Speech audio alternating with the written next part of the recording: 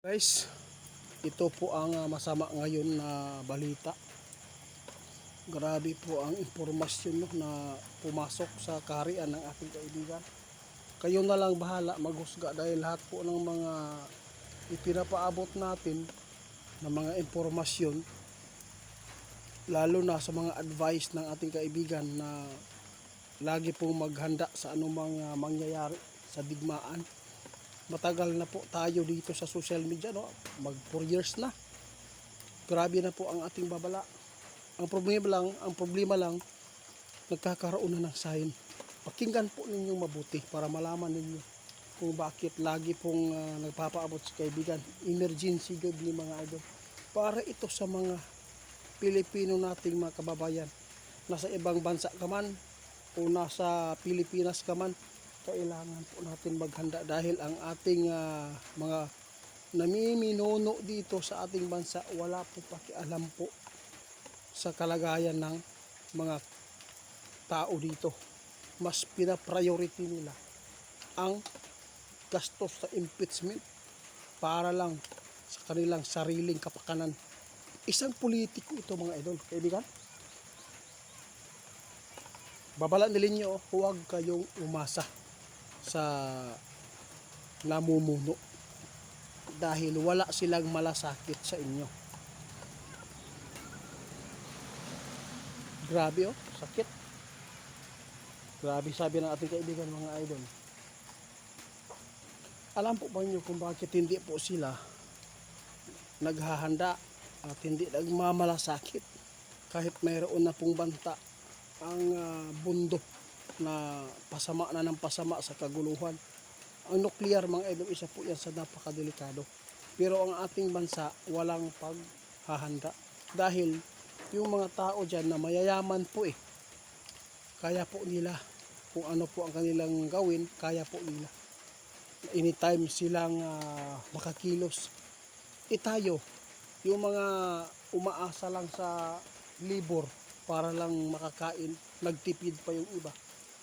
No? Ano ang mangyayari? Sino po ang kawawa, di ba? Yung mga nasa baba, yung mga mahihirap. Kaya advice ni kaibigan, mga idol, huwag po nating panghinayangan ang pira natin kung mayroon tayong natira na mga pira na nailagay sa bangko. Ano man yan, kunin natin, ibili natin ng lupa. Kahit kunting lote lang. At least kung mangyayari man ang digmaan, kahit mayaman pa yan mga idol, yun po ang masabi ko. Mapupulbos pa rin ang kanilang yaman dyan. Kahit ano pa ang pag-iimpok nila ng pagkain. Pag tinatamaan ka ng mga malalakas na mga pandigma. Pero ang masaklap lang, no, yung talagang kawawa ang kalagayan. Yung mga sobrang hirap sa hanap buhay.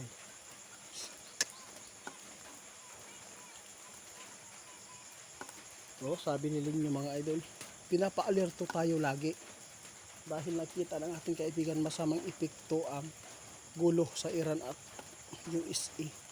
Baka manabla ang Iran, baka mayroon silang aatakihin, no? Ito yun ang babala nilinyo.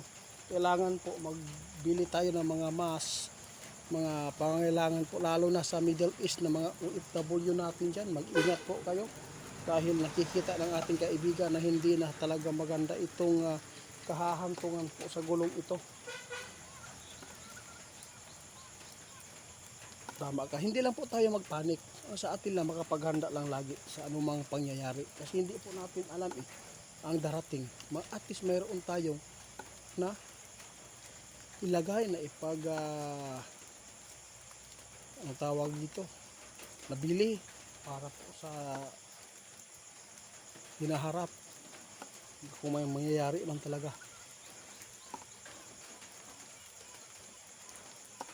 Salamat guys, yun lang ang impormasyon ninyo sa inyo. Lagi pong tandaan ang panahon natin hindi na gaganda pa, mas lalo pang lalago ang kasamaan at kaguluhan. Mga idol, alam po ninyo nakasulat na ito sa Bible. Pero ang taong lagi mapagmasid sa paligid, talagang safety at mailayo talaga sa kapahamakan kung naghahanda ka. Mga idol, para po ito sa ating lahat, tumira, no? Maghanap tayo ng tirahan ng mga safety para sa mangyayaring kalamidad, mangyayaring digmaan. Ang napakadelikado ngayon mga idol, yung nuclear mga idol. Yun po ang kinatatakutan ng ating kaibigan dahil grabe po ang lason niyan mga idol. Napakarami ang buhay na malumpo. Mga idol, tandaan ninyo, hindi natin alam ang plano ng Iran. Baka po mangdamay sila dahil wala na silang pakialam, lalo na pagtagilid na sila mga idol. Ang sa kanila, kahit ilang buhay po ang makitil sa kanila, okay lang. Kasi yun po ang mga doktrina nila eh.